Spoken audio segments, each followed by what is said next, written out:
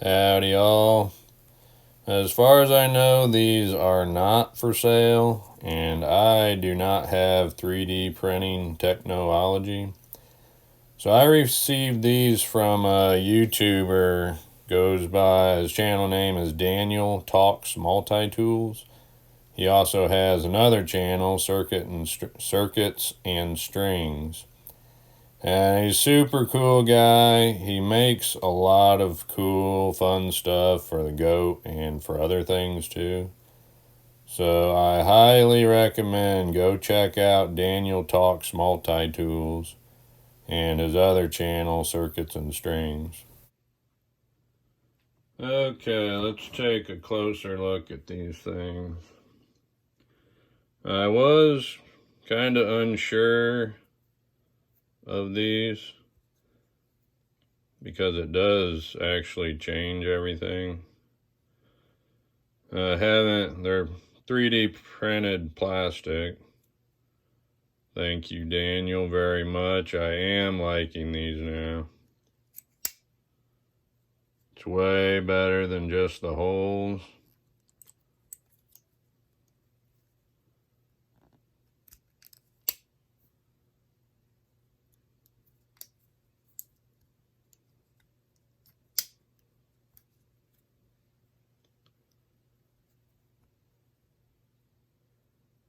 For these things, I set them, see if I can show it on here. I set these on a block of wood, flat like that, and then tapped them in with a rubber mallet. They were very tight fitting. I couldn't just stick them in there. Hold on for 1 minute while I grab something. So Daniel sent me a little bag full of them so I could chop them down, sand them down, try different things. This one gray one, it was a hair too small, or it would almost slide completely through the thumb hole. So I didn't need to glue anything, but it is possible that they would need glued. And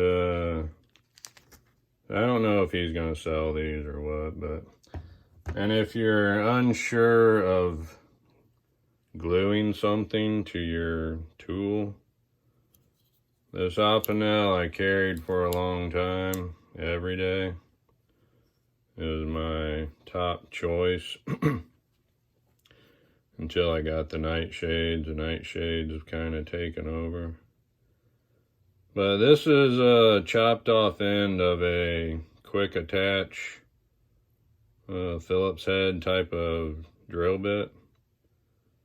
I chopped it off, cut a slot in it, and super glued it. It's been on there for quite a while. I've done a lot of things with this, and it's still there, which I am kind of surprised. But it is still holding on with the super glue. So that is a possibility.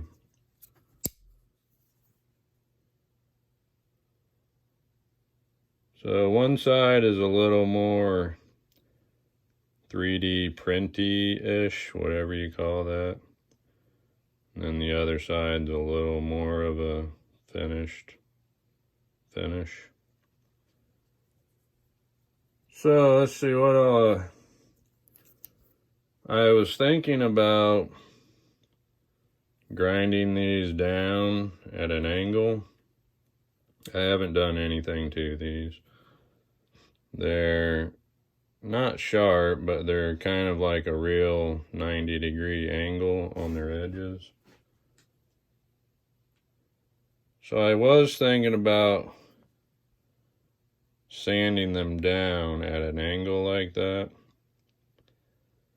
But I think that would kind of make you push more into it to deploy, which with the goat, that can cause clumping. This side over here, that's my modified blade. This side, I did stick through a little too much. So I used the goat file, which isn't a very good file, but it does all right on plastic. I used that to take it down a little bit, and then the craft knife, I did have to shave just one edge there. That line right there is where I had to shave the edge of it. I think you can see that. So this does change things. It was catching on the thumb hole for the modified blade that I have beside it. And this blade fits beside a long tool and this plier head guard piece.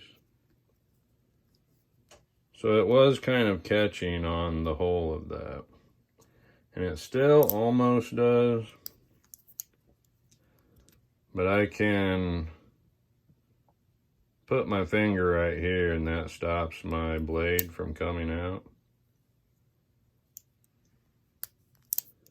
And then the other issue with this, which changes everything, is when, I can't use this lock lever right here now.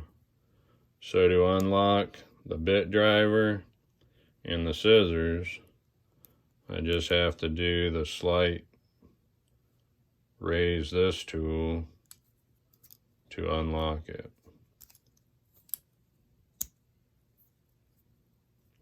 Can't raise the lever. So I raise the tool a little bit, and that unlocks it. And the other way, I changed this drill bit. I put a Phillips bit. I put a longer bit in here and modified, ground it down to like a Leatherman. And that allows the bit to be magnetized to the magnet. Otherwise, they stop right above the magnet. This is made more for Leatherman bits. So I could push down on this bit driver, like when the other tools are out. I could push down pressure on this, and that would unlock the other two long tools. But now with the longer bit, that does not allow me to do that, which I'm fine with, because now the bit holds to the magnet better and stays in the bit driver. And then what was the other thing here? So also, like, if I don't do a whole lot of swapping now that I have things where I want them, till they come out with something new, which they are working on. But so like if I wanted to take my craft blade out to use it, I have to open my saw and then unlock the lever. And this little thumb stud deal also helps me to hang on to this craft blade. I realized yesterday. So these thumb studs are great, but they also do change how things work. But I'm liking them very much. They're plastic, so you could shape them however you wanted. You could take the 90-degree edges off of them if I wanted. And then I was worried about they wouldn't fit in my sheath. So they also help me to orientate how I want this to go in my sheath, which is this way. 2 thumb studs out instead of 1.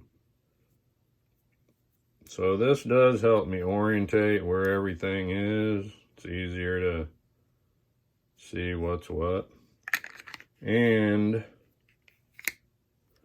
it's not as I don't have a crisp click going into the sheath, but it still goes in, it holds it real good. You might not be able to see, but it has slightly rubbed the top edges of the thumb studs. So it still works in my sheath. It doesn't have the crisp click, but it still works. It's not coming out.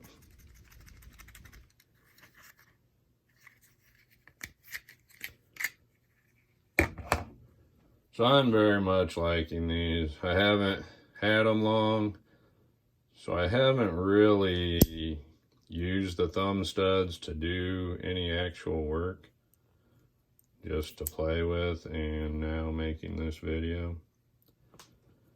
So Daniel, I think you need to sell these things.